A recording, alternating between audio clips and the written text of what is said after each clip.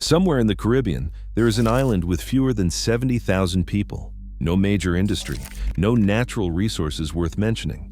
Yet more than 100,000 companies are registered there, quietly sheltering trillions of dollars for billionaires and multinational corporations. How did a place that survived on turtle fishing become the island where the world's wealthiest hide their money? That answer begins with what this island lost. Before the world's fortunes began flowing in, island life moved to the rhythm of the sea. In the early mornings, the docks filled with the voices of fishermen preparing battered wooden boats for another day on the water. Turtle fishing was the backbone of the economy. At its height in the 1930s, local crews pulled in as many as 3,000 green and hawksbill turtles each year, with the meat and shells shipped as far as New York and London. Families depended on these catches, with men at sea for weeks and women and children cleaning, curing, and packing the harvest for export. But the ocean's bounty was never enough to guarantee security. The land itself offered few opportunities. Less than 5% of the island's surface could support crops. Thin limestone soil and scarce fresh water made farming a struggle. Cotton and cassava grew in patches, but never provided more than a supplement. Most food and supplies arrived by ship, exchanged for turtle meat, dried fish, or timber. Ship provisioning became another lifeline. Passing vessels stopped at the port to take on fresh water, food, and basic repairs, leaving behind a trickle of cash and imported goods. Ship registries from the 1930s mention fewer than 150 vessels flying the island's flag, a modest sideline that helped fill the community's coffers.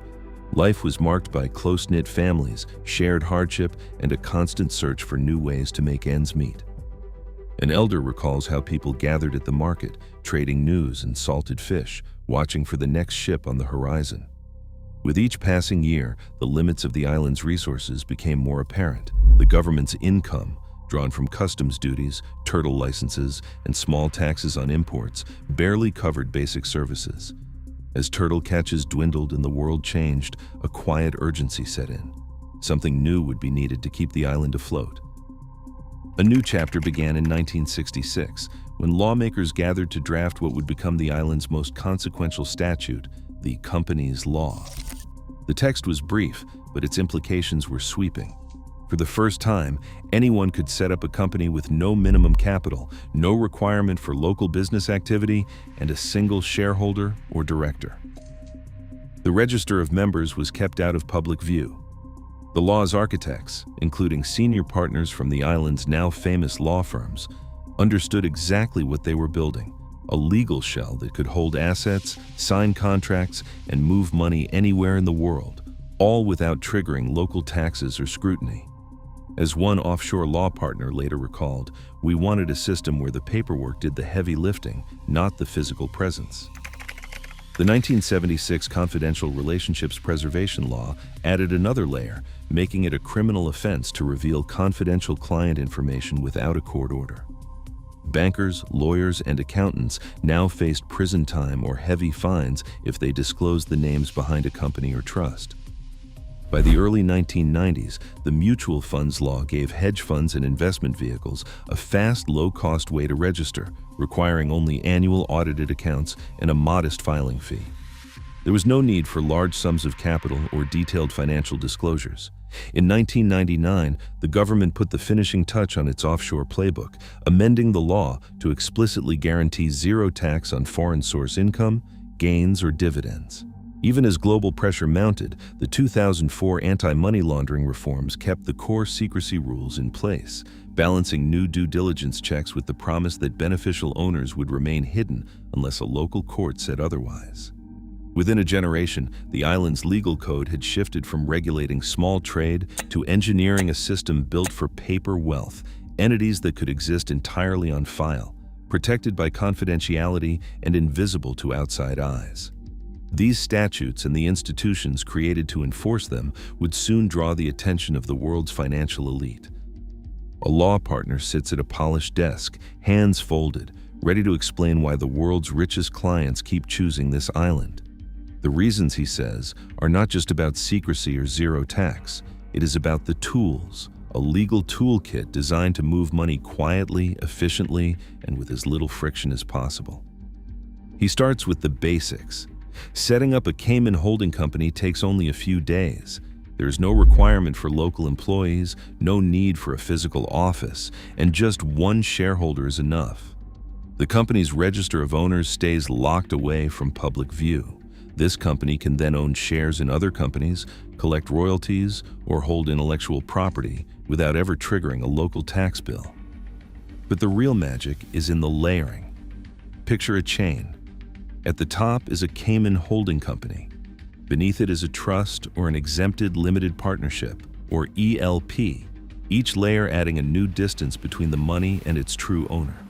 The ELP, for example, lets outside investors pool money together, but only the general partner's name is ever visible. Profits flow through the partnership without being taxed in Cayman. Instead, each investor pays tax only in their home country, if at all.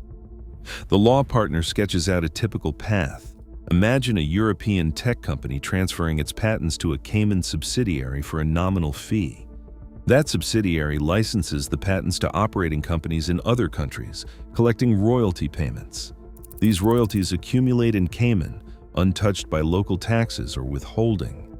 The money can then be sent onward to a Swiss bank, a family trust, or another shell company in a different jurisdiction, with each move protected by strict confidentiality laws. Every step is legal, he notes, as long as each country's rules are followed. But with every layer, it becomes harder for outside authorities to trace the money's true origin or final destination. This is why, he says, the world's elite keep coming back. The Cayman system is not just a shelter, it is a machine for making money invisible. A quiet archipelago of fewer than 70,000 people now hosts a financial sector that dwarfs its physical size. The numbers tell the story. More than 130,000 companies are registered here, nearly 2 for every resident. Investment funds and private entities manage over $2 trillion in assets, a figure that rivals the economies of entire nations. Financial services account for about 60% of the island's GDP, up from less than 5% in 1970. Government coffers are flush with annual license and registration fees, bringing in around 400 million Cayman dollars, or nearly half of all public revenue. But the impact of this offshore boom is not just found in balance sheets. The island's skyline has changed, with glass towers and luxury condos rising where fishing shacks once stood. The average price of a house has increased 5-fold since the turn of the millennium, climbing from 250,000 Cayman dollars to well over 1 million Cayman dollars. For many local families, homeownership has slipped out of reach, while high-end developments cater to expatriate professionals and fund managers.